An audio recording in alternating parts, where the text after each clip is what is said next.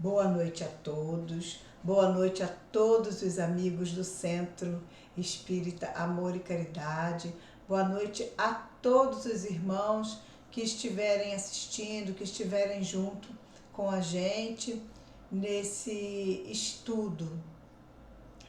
O nosso assunto de hoje é o casamento, mas antes da gente começar a falar sobre isso, eu vou chamar vocês, vou convidar vocês a fechar os olhos, a se desligar de tudo, para que a gente possa elevar os nossos pensamentos a Deus, a Jesus e fazer uma prece. Vamos lá? Jesus amigo, Deus nosso Pai, Maria, nossa doce e divina Mãe espiritual. Neste momento, aqui nos encontramos, agradecendo pela oportunidade de trabalho e rogando que os teus mensageiros de luz e de paz, Jesus, possam aqui estar a nos envolver, a nos intuir, a nos auxiliar e que possa também, Senhor, estender as suas mãos sobre todas as criaturas que sofrem, sobre todos que se encontram em aflição, em dor e desesperança. Pedimos a Ti, Maria, doce Mãe espiritual de todas nós, que estenda o seu manto de luz e de paz sobre o nosso planeta, trazendo o equilíbrio e a paz a todas as criaturas. Que nós possamos, Mestre querido, em seu nome, em nome dos espíritos amigos, em nome dos trabalhadores do Centro Espírita Amor e Caridade, iniciar o nosso trabalho desta noite com o nosso muito obrigada, com a certeza do seu amparo sempre, a cada minuto da nossa caminhada. Muito obrigada. Bom, depois da prece, nós vamos direto ao nosso assunto. Eu gostaria de começar conversando com vocês, contando uma história. Tinha uma senhora muito prestigiosa, ótima dona de casa, ótima esposa. Ela fazia tudo para viver em harmonia no lar. Tudo que você possa imaginar. Só que ela tinha um objetivo, que no final eu vou contar para vocês. Então ela ficou mais de 40 anos casada ali, fazendo de tudo para viver bem, e num dado momento, como acontece com todo mundo, ela desencarnou. Quando chegou no plano espiritual, foi revisto, né? Tudo que ela viveu, tudo que ela fez, como vai acontecer e como acontece com todas as criaturas. Quando chegou lá, o protetor que estava lá auxiliando ela a rever os atos dela aqui encarnada, falou para ela: olha, a senhora foi uma ótima mãe, nossa, que beleza, educou muito bem seus filhos, fez tudo o que podia por aqueles espíritos que Deus tinha depositado nas suas mãos. Nossa, que dona de casa prestimosa que a senhora foi. A senhora foi maravilhosa, cuidava de tudo. E também foi uma boa esposa. Só que tem uns pontinhos vermelhos aqui na sua ficha. Ela, pontinho vermelho na minha ficha? Não, eu fiz tudo que eu podia pelo Gumercindo. Eu aguentei o Gumercindo até no último momento, porque eu não queria mais retornar com ele. Eu queria cumprir tudo que eu tinha que cumprir com ele, tolerei tudo, aguentei tudo, porque eu não queria mais voltar com ele, não. E o mentor, né, respondeu para ela: mas minha irmã, a senhora vai ter que voltar. Eu voltar? Mas por quê? Qual foi o problema? O que eu deixei a desejar com o Gomercindo? Bom, o que a senhora deixou a desejar, que a senhora precisa aprender a amar o Gomercindo. A senhora simplesmente tolerou, aguentou as dificuldades que ele tinha, mas a senhora não aprendeu a amar o Gomercindo. E ela teve, né, que numa encarnação próxima, retornar com ele. Primeiro, eu queria deixar bem claro que quando a gente fala retornar novamente com aquele marido ou com aquela esposa, não necessariamente seria como esposo e como esposa novamente, né? Pode ser como filho, como um genro, como uma nora, como alguém próximo, para poder realmente aprender a amar aquela pessoa. Hoje, pela manhã, quando eu acordei, que eu fui fazer a minha prece, quando eu abri o livro, é o Caminho, Verdade e Vida, já para fazer a prece, mas pensando também em vir que eu ia fazer a palestra, né? Que eu ia conversar sobre o assunto. Logo de cara apareceu a mensagem 97, amas o bastante, né? Que não é falando de casamento, mas é falando daquela passagem que Jesus pergunta para Pedro se ele o ama, né? E num pedacinho lá atrás tem uma coisa que serve para a gente usar também no casamento, que fala, Jesus pretende saber apenas se Pedro ama, deixando perceber que, com o amor, as demais dificuldades se resolvem. Então, nesse capítulo 22, o título do capítulo é Não separeis o que Deus juntou. E não separeis por quê? Por causa do amor. Está junto por causa do amor. E quando se ama, não se separa. Eu costumo falar que as separações, elas acontecem já no namoro, né? Quando a gente se casa sem aquele amor verdadeiro. Quando se casa por causa de um interesse, né, de uma comodidade financeira, quando se casa por uma atração física, aquela paixão que depois, com o tempo, nem sempre consegue aquietar e transformar num amor de verdade. Porque quando existe o amor, o divórcio passa longe, né? Aí vocês vão pensar, por que passa longe? Porque com amor a gente vai tolerar tudo, a gente vai suportar tudo. Não, esse amor que eu falo é um amor de ambas as partes, porque quando tem amor da parte dos dois cônjuges, nenhum dos dois vai fazer nada que leve à separação, né?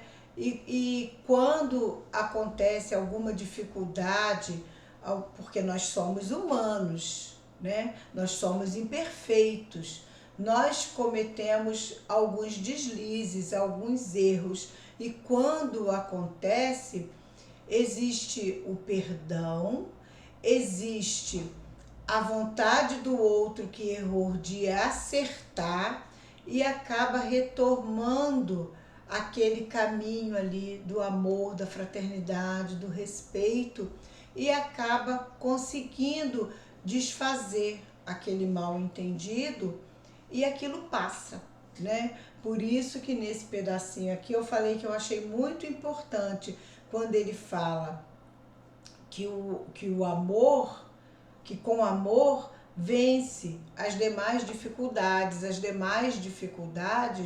se resolvem, porque quando se fala do divórcio, não se fala que seja proibido, né? Porque quando acontece o divórcio, não é aquilo ali que está separando o casal. O casal já está de fato separado. O divórcio, ele é um remédio para que mal maior não aconteça. Porque nós estamos vendo todos os dias nos jornais, nas notícias, assassinatos, violências, que se antes tivesse se pensado, tivesse colocado um ponto final nas discórdias, nas brigas, teria evitado, né? Tudo bem, muitas vezes o casamento não era para ter acontecido, é um casamento acidental. Mas talvez tivesse sim que ter acontecido para as pessoas acertarem, para os cônjuges acertarem as arestas, para recomeçar um caminho de forma diferente, desfazer o mal entendido. Aí as pessoas vão falar assim: ah, se separar, eu vou ter que voltar de novo, então eu vou aguentar até o final. Mas talvez, se não acontecer essa pausa, se não acontecer, o que a gente vai fazer? A gente vai aumentar ainda mais a nossa dívida. Não estou fazendo apologia ao divórcio, de forma alguma. Eu acredito que o amor deve sempre superar as dificuldades, mas muitas vezes são grandes as dificuldades que a gente precisa vencer e que na espiritualidade a gente aceita, a gente entende que precisa. Só que quando chega aqui, tolhido pela matéria, como as dificuldades vão se apresentando, a gente não consegue. Então, seria preferível, como fala Jesus, Moisés dava a carta do divórcio por causa da dureza dos nossos corações.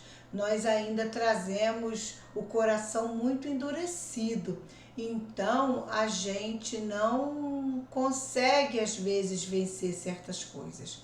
Mas o ideal seria que já desde o namoro a gente observasse bem, né, a pessoa que a gente está observando ali, escolhendo, melhor dizendo, para ser o nosso cônjuge, né? Para formar uma família. Porque depois também, quase sempre, raros os casos que não, vêm os filhos, né?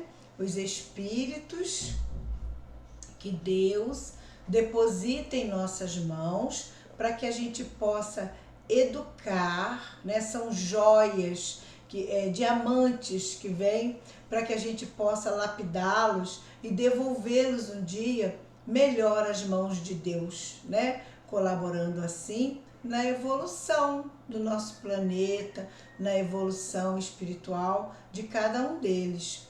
E quando eles vêm, que eles encontram um lar estruturado, né? Estruturado que eu digo, não é um mar de rosas, porque todos nós temos dificuldade. O que falta para nós é, muitas vezes, boa vontade, equilíbrio, para a gente vencer a essas dificuldades, né? Então, quando eles chegam, os filhos, encontram esse lar estruturado, olha que beleza. A gente consegue colocá-los no equilíbrio também, consegue dar uma boa educação, consegue levar para uma religião, né? No nosso caso, a evangelização espírita.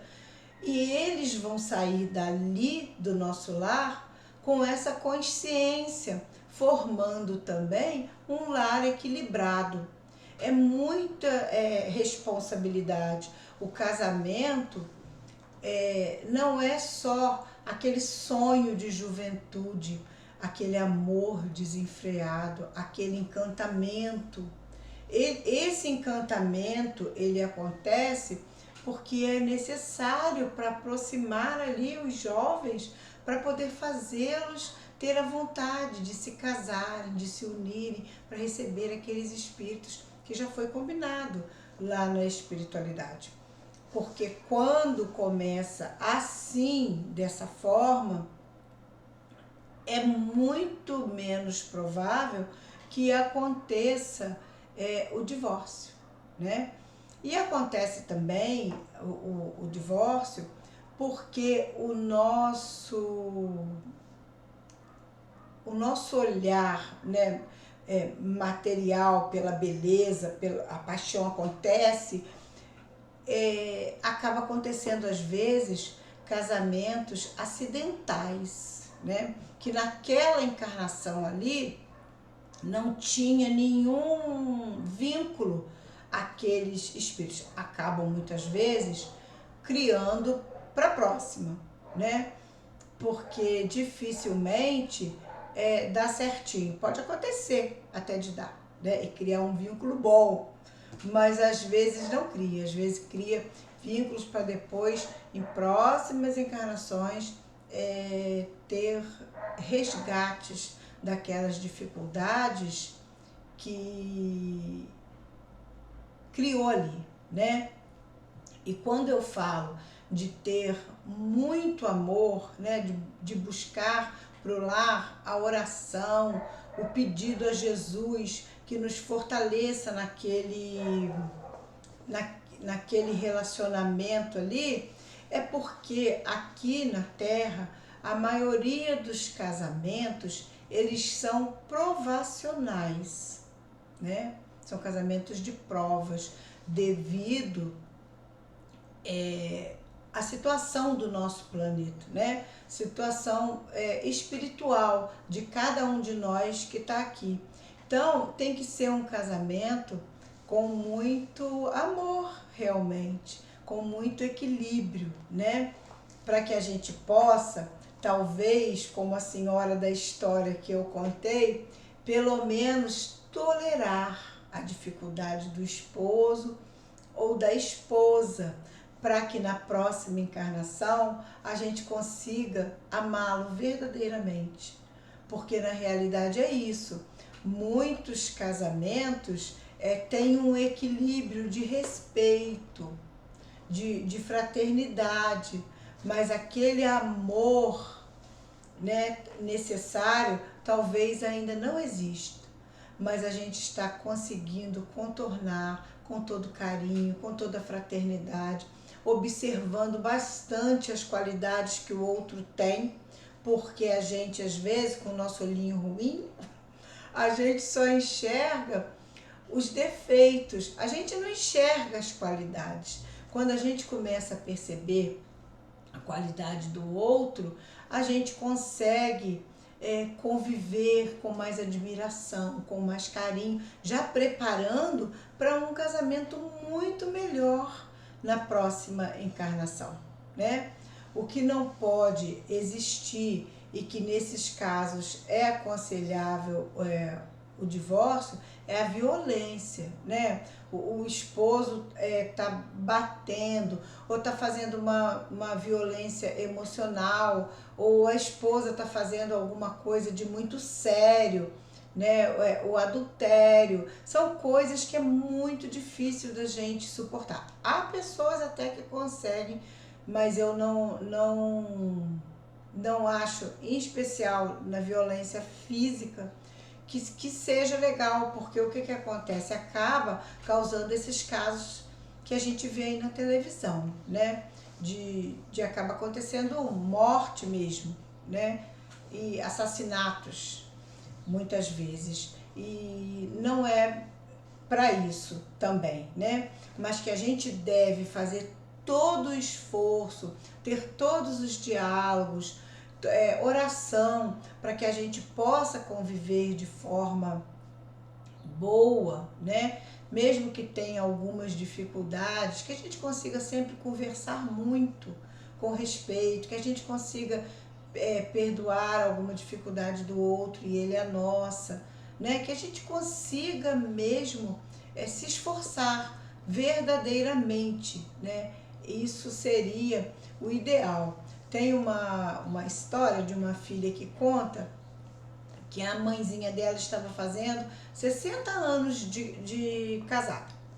E ela achava assim um absurdo, ela já adulta, casada também, num outro tipo de casamento, achava um absurdo que a mãe tivesse ficado casada todo esse tempo, porque o pai era um tanto áspero, sabe? Era áspero, era um juiz, mas ele era muito áspero mesmo.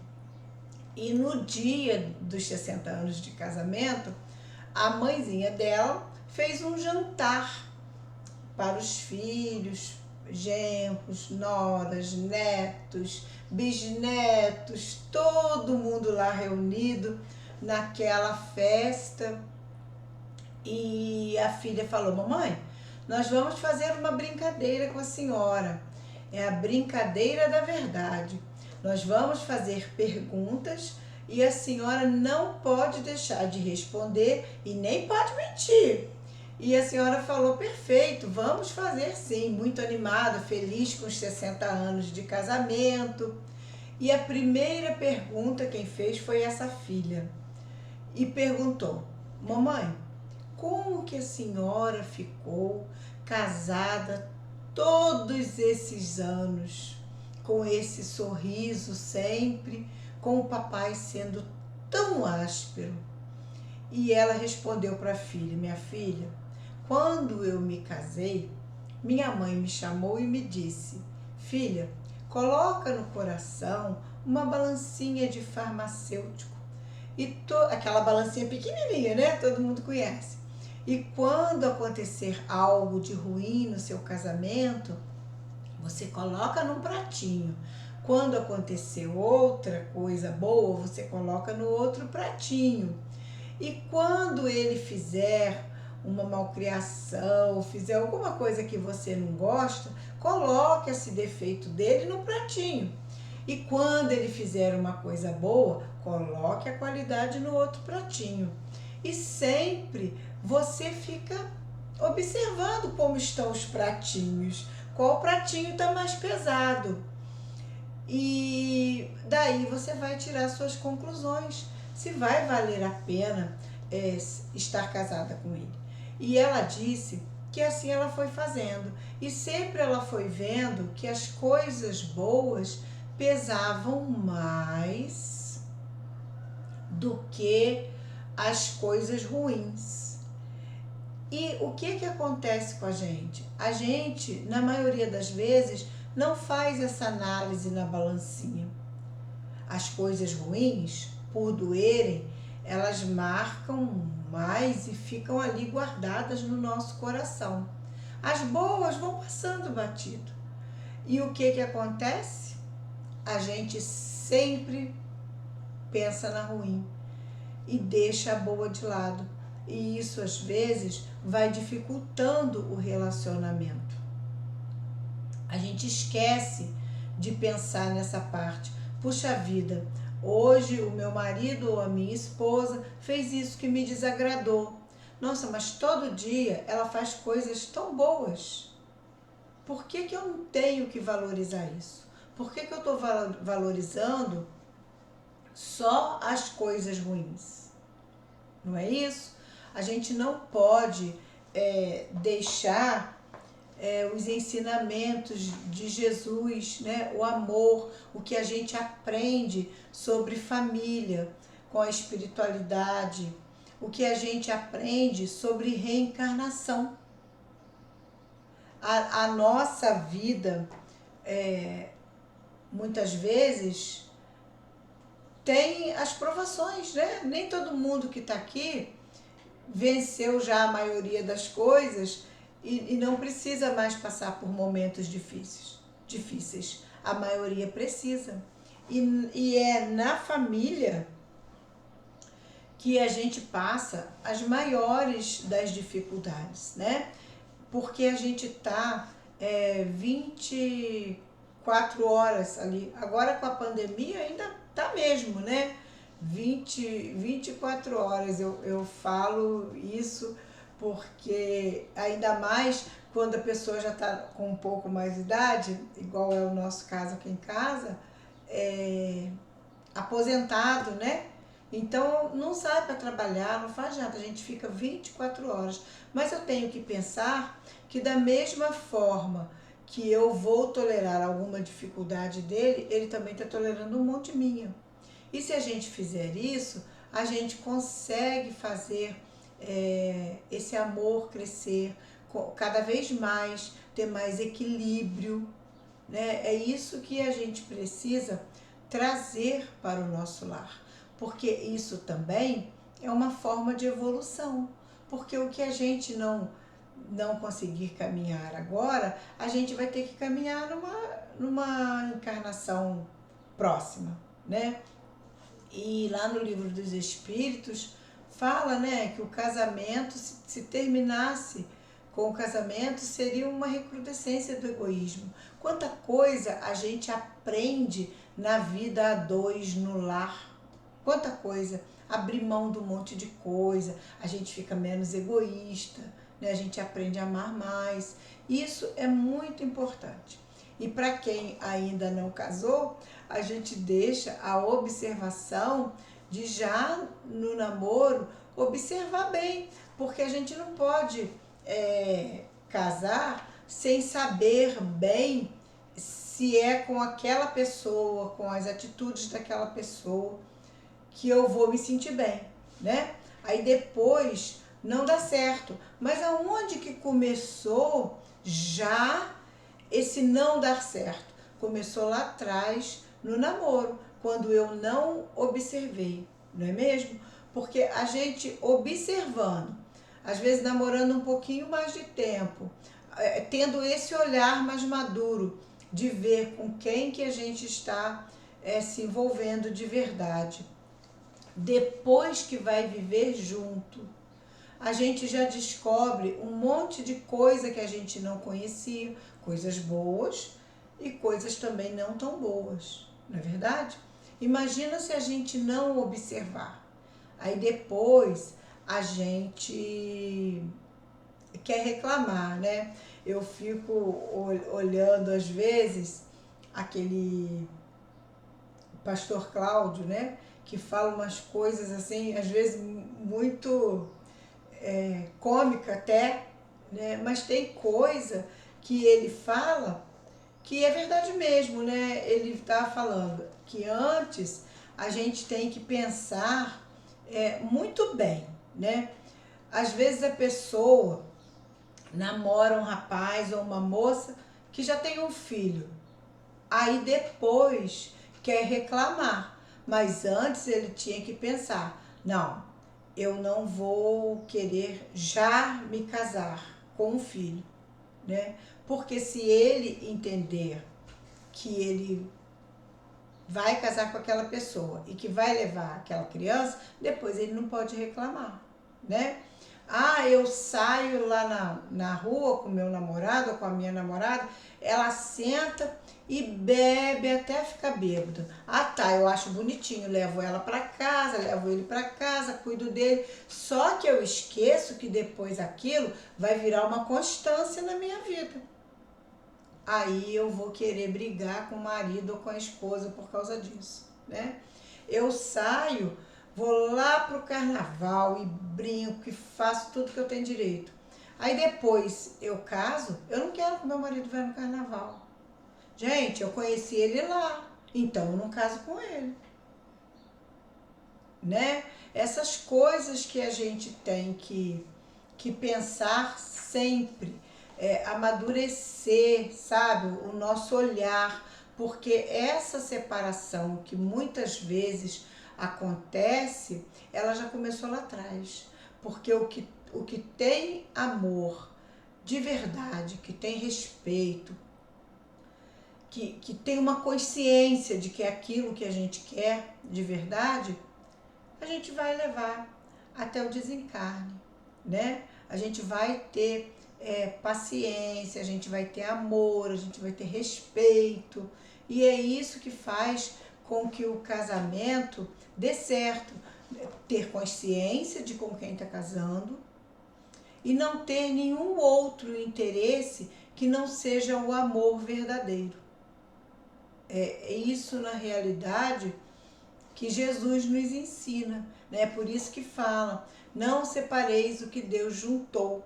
Não é o que Deus juntou de ir lá na igreja, de receber a bênção, né? do pastor ou do padre. Não é isso, é o Deus juntou de sentimento, de amor, de coração, né? Na verdade, é isso.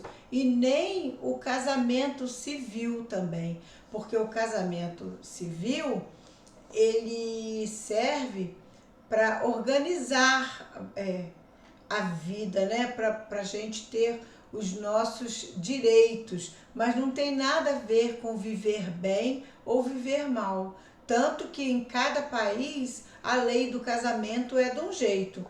Tem países que só vale o religioso, tem outros que vale o civil, tem uns que não precisa nenhum dos dois, né? Há pouco tempo eu estava vendo aquela novela Caminho das Índias, nem, pelo menos aparentemente, mostra, né, que eles não assinam nada, não fazem nada, só tem aquela cerimônia mesmo deles lá, aqueles rituais, e eles se sentem casados com todo o respeito que se faz necessário ter, né? Então, é isso que eu tinha para falar para vocês sobre o capítulo 22, que na realidade é isso que fala nesses 5 itens aqui, né?